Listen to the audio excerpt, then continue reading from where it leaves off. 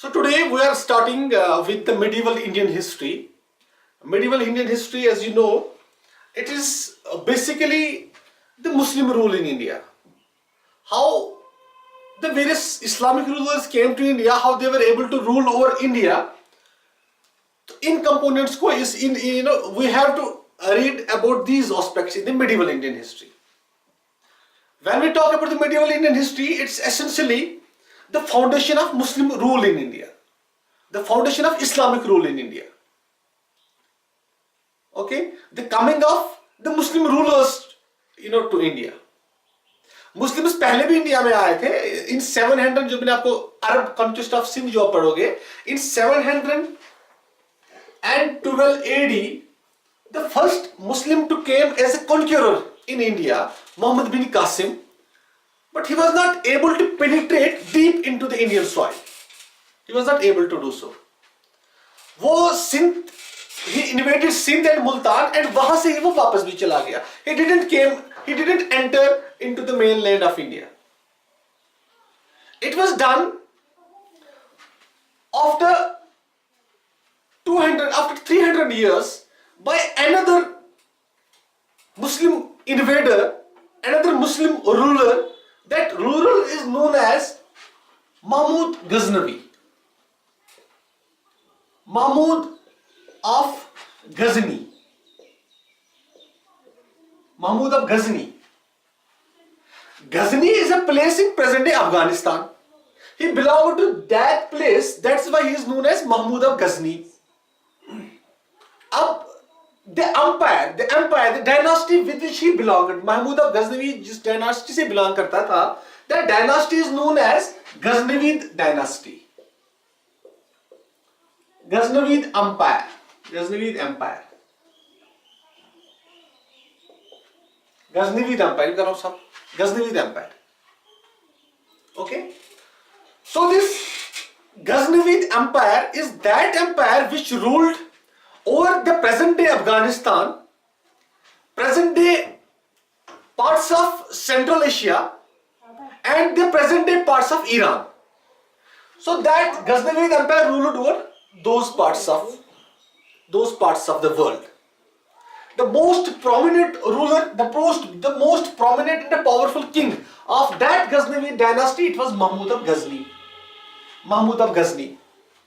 It is this Mahmud of Ghazni who invaded India, who came to India as a conqueror, as the invader, as the first Muslim invader of the country.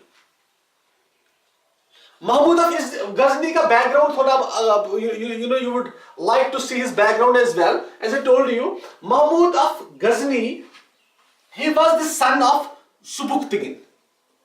Subuktigin was his father.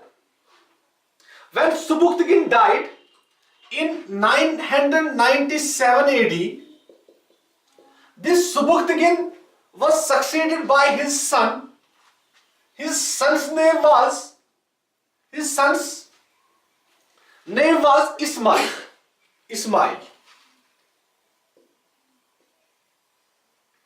But this Ismail उसको रास्ते से हटा दिया Mahmood of Ghazni ने. He just captured the power by his force, by his ruthless policy. He just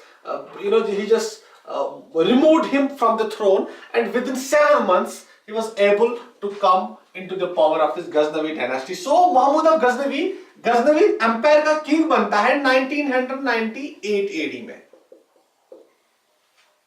So from 1998 up to 1033 AD, 33 or 30, just आप ये confirm कर लेना ये date. So he died in 1030 AD. So he ruled from 998 AD up to 1030 AD. During this time period, he was able to invade India. There's a historian called Henry Eliot. This Henry Eliot is saying that Mahmud of Ghaznavi, he invaded India 17 times. 17 times. It is said about Mahmud of Ghaznavi that he made it a vow, say kasam khai, that I will invade India, I will conquer India, I will attack India every year. Okay,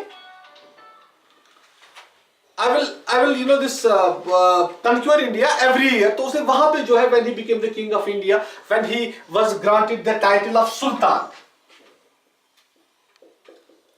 he was the first Sultan, he was the first king to receive this title of Sultan. He was granted titles by the Khalifa of that time. And when he was granted the Khalifa, he was given the message as well. He gave the message to the world that he wanted to spread the principles of Islam throughout the world. It is said about him that he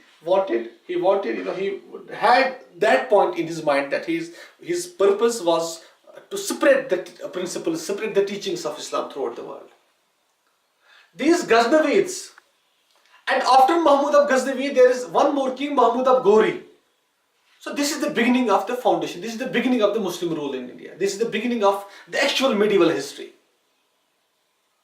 So this Mahmud of Ghaznavi, as I told you, his Mahmud of Ghaznavi, he started his campaign in India in 1000 AD. So the beginning of the conquest of India was made by him in 1000 AD. And it continued up to 1027 AD. Among his major invasions, of India, one important invasion was the invasion of Mathura. Invasion of Mathura, which he did in, before Mathura, he also invaded Vahind.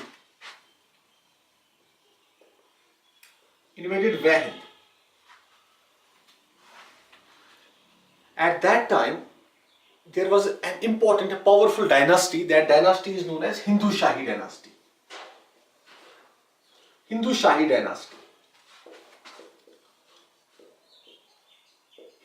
dynasty ruled over the parts of Afghanistan, Gandhara, and the parts of Punjab at that time.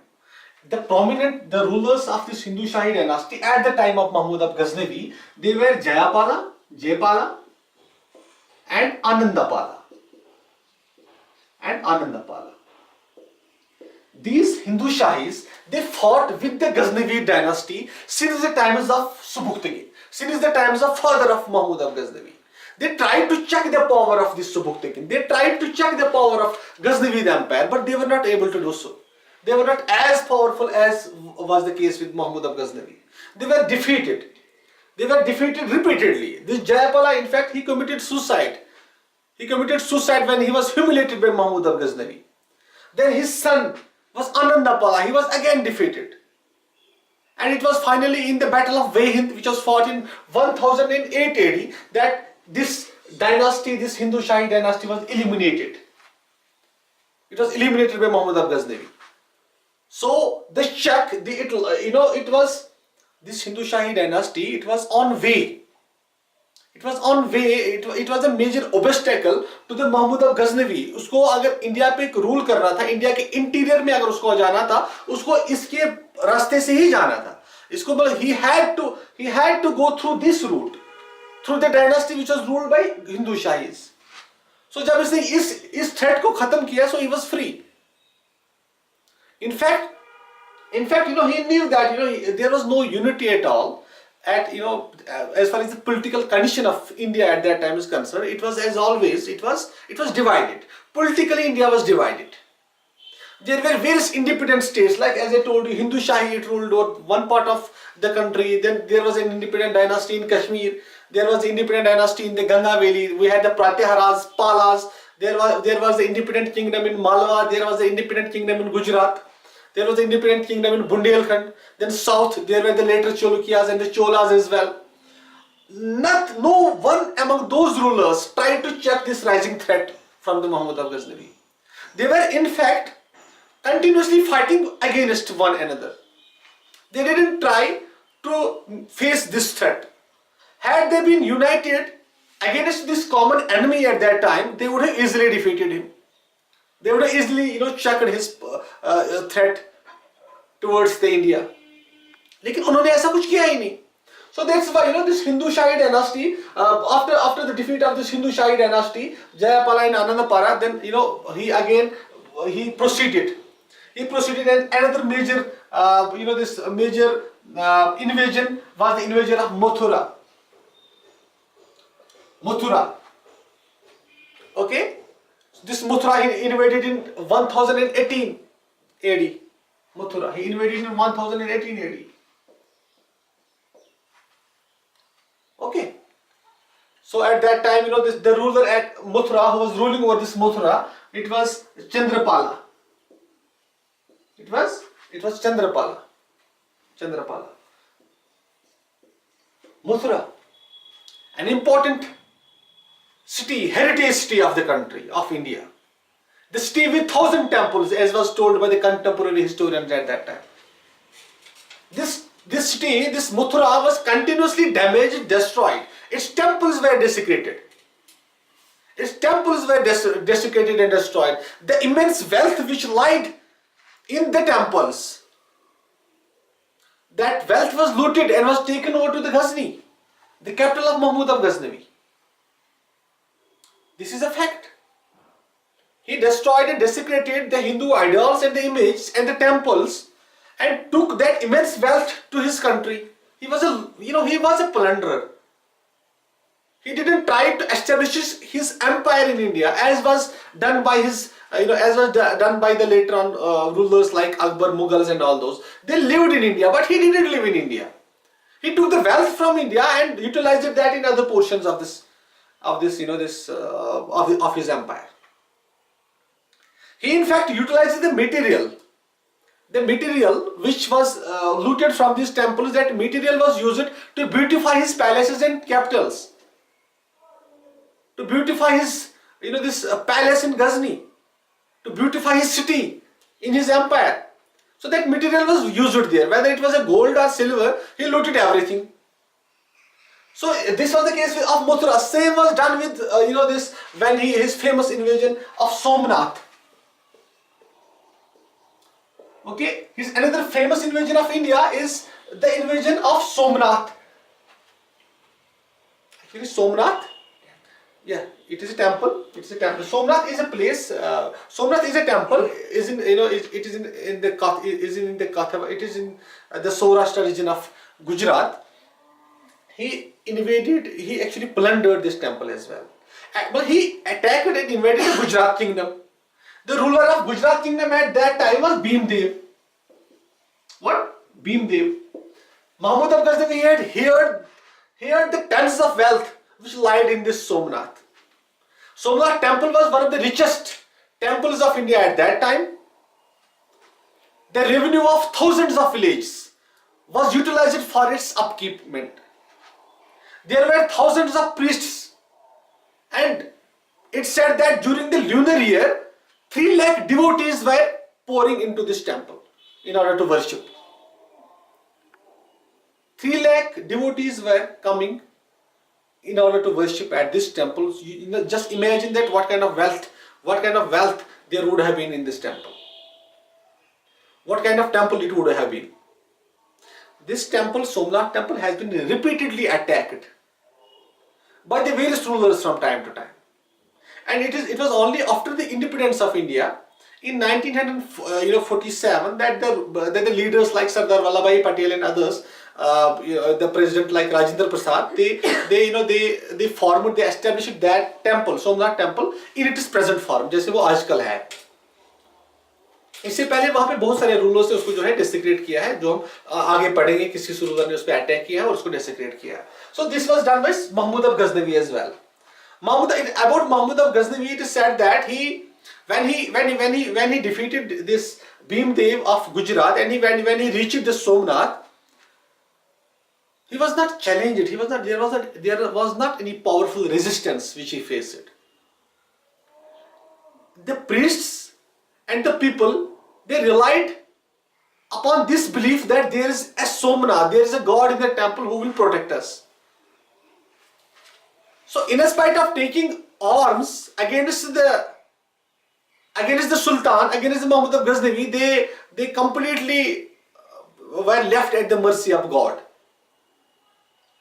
लेकिन God ने भी कहा है जो अगर God helps those who help themselves, who help themselves. So same was the case with those priests and other people there.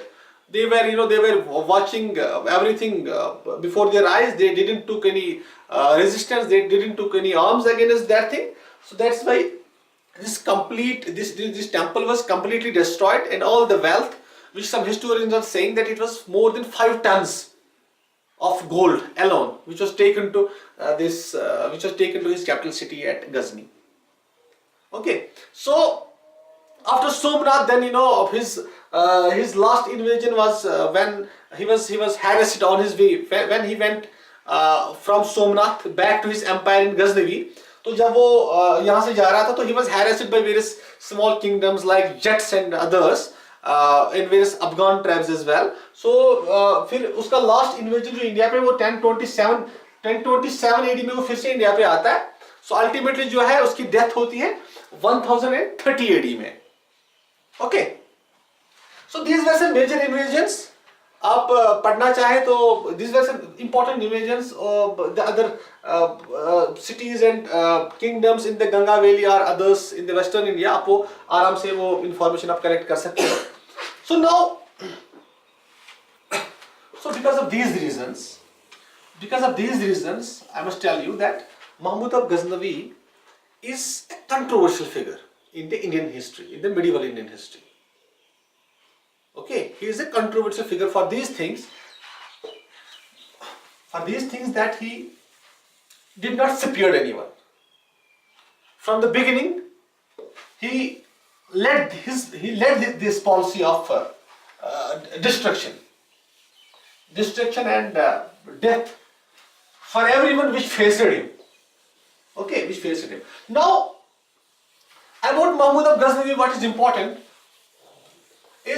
are the causes. Okay, let's इसको Mahmud of Ghaznavi को understand करने के लिए हमें ये aspect भी देखना पड़ेगा. What actually were the causes which led to the Mahmud of Ghaznavi's invasion of India? Now there is a controversy. Historians, majority of the historians are saying that Mahmud of Ghaznavi wanted to establish the glory of Islam in India. Now let's analyze this point. Whether he wanted to spread the Islam in India or not. Whether his wars in India were the jihads or not. Okay, so there are the historians like Muhammad Habib, Nizami, and few others. These historians are saying that his prime motive was not the spread of Islam in India. They are saying that he not only invaded India, he not only attacked India, but he also attacked the various other Muslim neighboring kingdoms in Central Asia and West Asia. जहाँ से उसने खाली Hindus भी attack नहीं किया था, कब्जा नहीं किया था. He also attacked and looted the various Muslim neighbors also. And he looted those regions in the same way as he looted India. So they doubt this thing. They are saying that it was not actually the war which was fought for the religion. He didn't want to spread these doctrines among what they are saying among the Kafirs. Okay, among the non-believers who didn't believe in Islam. So they are saying, Nizami, like he looted Baghdad the same way as he looted the Indian cities. He killed the Muslim brethren also in the same way as he killed the Hindus. So upon that statement, they are saying that these were not actually the religious wars. But there was a contemporary historian जो उसका एक court point था, जो उसी के under काम कर रहा था, महमूद गजनवी के अंडर ही काम कर रहा था. उसका नाम है उत्बी. UTBI. Utbi was a court historian. He had the various scholars, various court poets. पहले हम इस एस्पेक्ट को थोड़ा देखते हैं, ठीक है? He had, in his court, he patronized the persons, he patronized the scholars. Mahmud of Ghaznavi. वहाँ पे एक स्कॉलर उत्बी था. Then there was Al-Biruni. Okay, Al-Biruni. Then there was Firdausi. Okay, Firdausi, the prominent scholar, the prominent poet who has written Shahnama. Al-Biruni, a scholar, scientist, mathematician, and a linguist. He knew Sanskrit, he knew Greek, he knew Persian, he knew Arabic, he knew various languages. And this Al-Biruni, he has wrote a book called Kitab al-Hind. Kitab al-Hind, just note down it. Kitab al-Hind. This Firdausi has written Shahnama. This Al-Biruni has given, Al-Biruni actually he belonged to a place called Khwarizm. चलो थोड़ा बहुत Al-Biruni के बारे में आपको पढ़ाऊंगा before proceeding further. Khwarizm is a place in West Asia or the Central Asia. ये आप confirm कीजिएगा. Khwarizm. Okay. Khwarizm is a place in West Asia. There a person called Al-Biruni was born. When Khwarizm was attacked and invaded by Mahmud of Ghaznavi, तो ये उसके हाथ में आ गया Al-Biruni. तो उसने Al-Biruni को नहीं मारा. He took him along with him because of his scholarly activity, because of his scholarly achievements. Al-Biruni was a famous personality. He was known for his scientific qualities. He was known for his scholarly qualities. He was a man of writing. He was a man of pen. He was a gifted linguist. He was a gifted scholar. So he wanted to utilize his knowledge. Who? This Mahmud of Ghaznavi. तो उसने उसको जो है अपने साथ लिया. When Mahmud of Ghaznavi came to India, he also went along with him. Al-Biruni. Al-Biruni भी उसके साथ आता है. Al-Biruni जब Mahmud of Ghaznavi से वापस जाता है, Al-Biruni decided to stay in India. उसने यहाँ पे 6-7 साल जो है यहाँ पे गुजारे. He learned Sanskrit. He learned the Indian customs. तो यहाँ पे बैठ के इंडिया के बारे में उसने इंफॉर्मेशन दी है Al-Biruni ने. He details out the social systems prevalent in society पे, यहाँ के political system पे, यहाँ पे military system पे, इंडिया में जो narrow mindedness थी उस पे उसने information दिया इस Al-Biruni ने अपनी इस book में किताब al-Hind. This किताब al-Hind is a masterpiece. It gives us the idea about the thinking of the people during those times. Like Al-Biruni is saying that Indians were narrow minded. They believe that there is no king like theirs, no science like theirs, no country like theirs. तो उनको criticize भी किया है. No doubt he praises the Indian sciences, Indian philosophy at that time, but his account is important for understanding the political condition and the social condition of India at that time. Al-Biruni का account जो है. Are you getting me? So this Al-Biruni was an important scholar.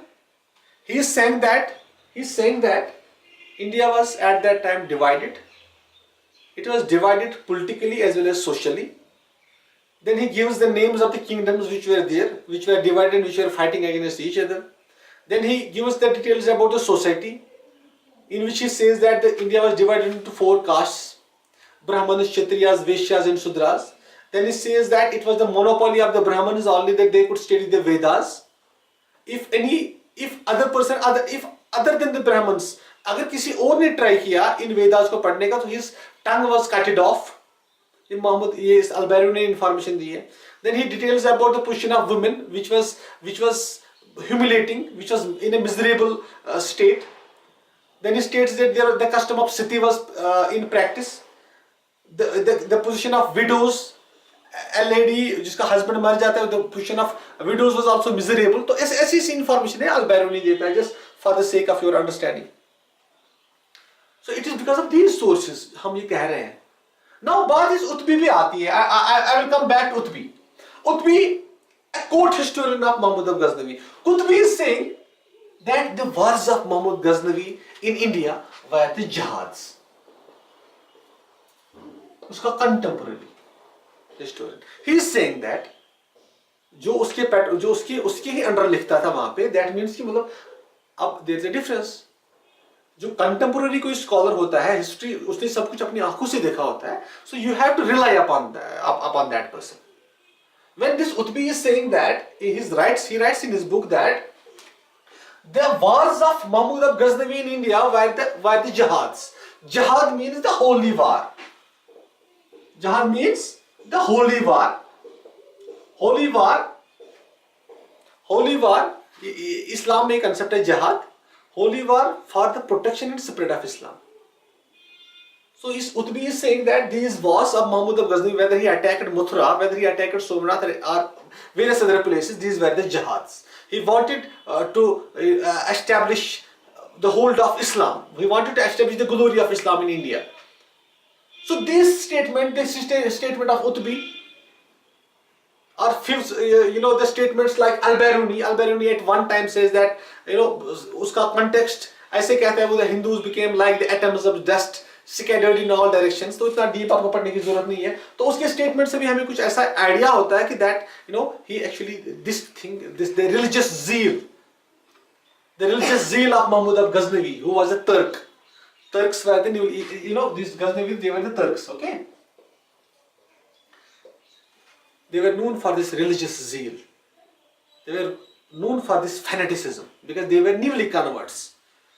So this reason might have been there. So this important reason, the spread of Islam theory, which is given by the historians, it holds ground. It holds ground. Okay. So this was important cause. Now second cause is desire of wealth.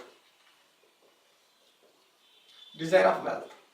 No historian has objected this point. Everybody is agreed upon this point. That he wanted wealth of India. India was militarily weak. They fought with the traditional armory, traditional weapons. They had the elephant power. But they were lacking in social aspects also. India was socially divided. But there was one thing which was there in the Indian case. It was the wealth. India had a good agricultural production, and trade was also going on. Besides, the gold was in million, gold was being accumulated in the households and in the temples. So that was the temptation of Mahmud of Ghaznavi. That temptation was there, that he wanted that wealth for his empire, for the development of his empire, which was comparatively weaker economically.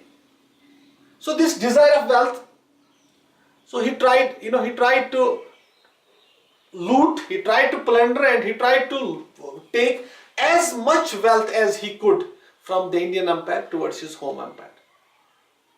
So this was the other important, cause. And the third cause was the hostility. Hostility between Hindu Shahis and Ghaznavids. Hindu Shahis and Ghaznavids. What does it mean? It means that, मैंने आपको कहा कि मोहम्मद गजनवी के father जो थे सुबुक्तगिन, the dynasty of Ghaznavids and the dynasty of Hindu Shahis, which lied on the northwestern part of India, they were fighting against each other from the decades, and that hostility was there.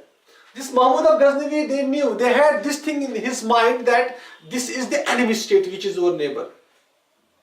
In fact, Jayapala Hindu Shahi kingdom attacked the capital of this Ghaznavid empire. They attacked Ghazni many times. However, they failed.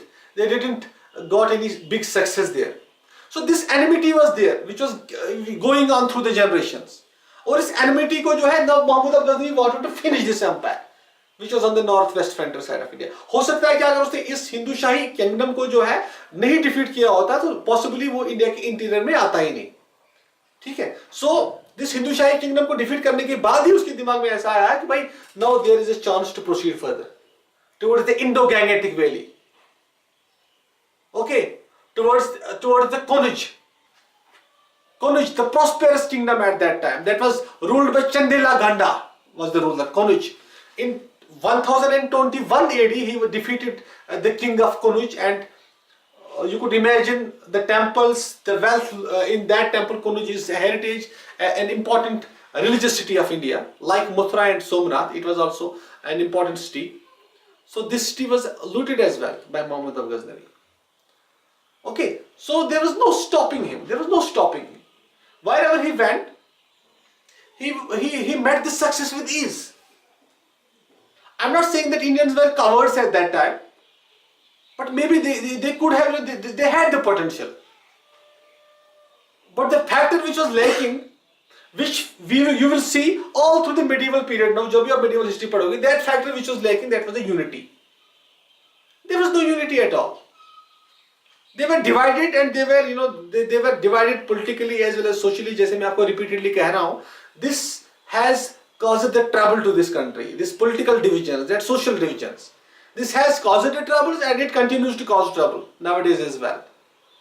Okay, so this thing, this thing helped Muhammad of Ghaznavi in order to establish his rule, in order to exploit India. So this was an important step towards the establishment of Muslim rule in India. So if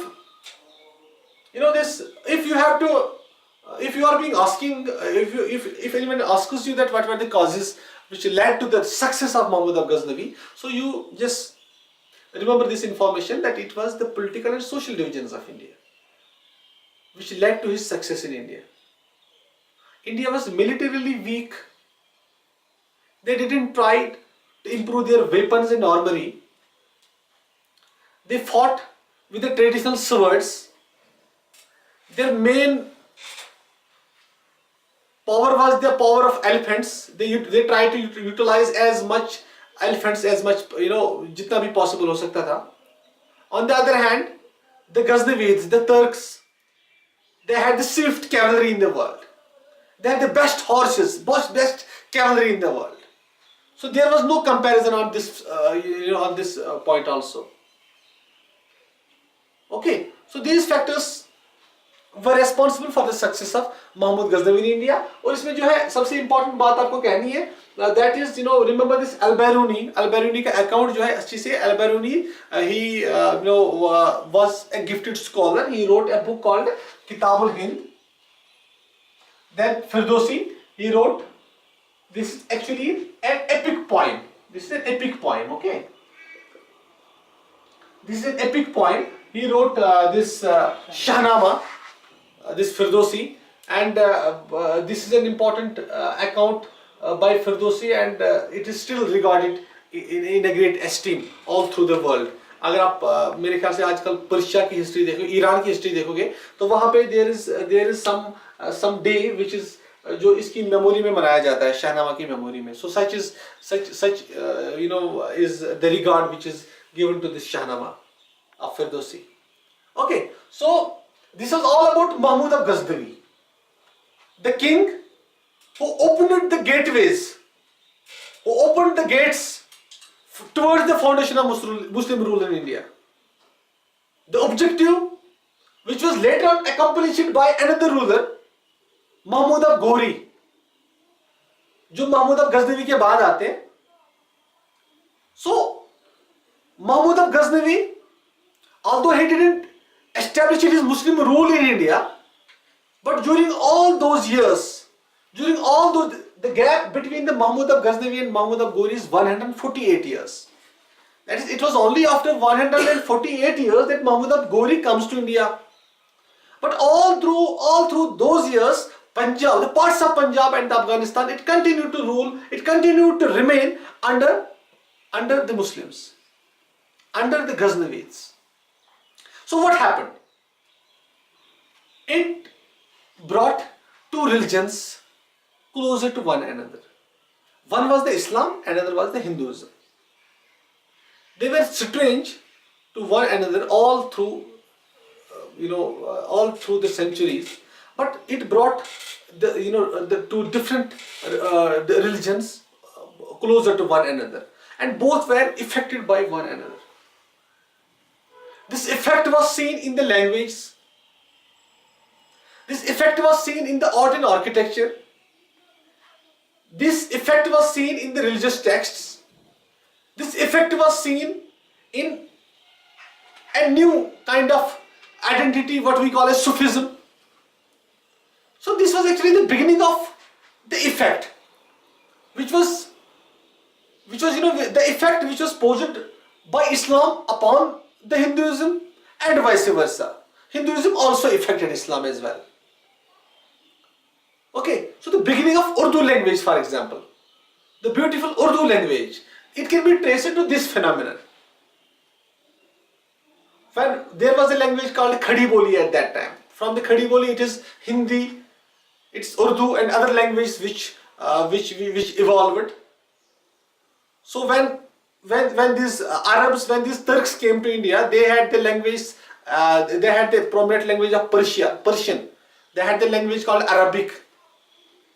They had also, Turkish as one important language which came with them. When they came to India, these languages mixed. The words got mingled with one another. With the effect of these words upon one another, a new language started to develop in India. It was later on the Urdu language.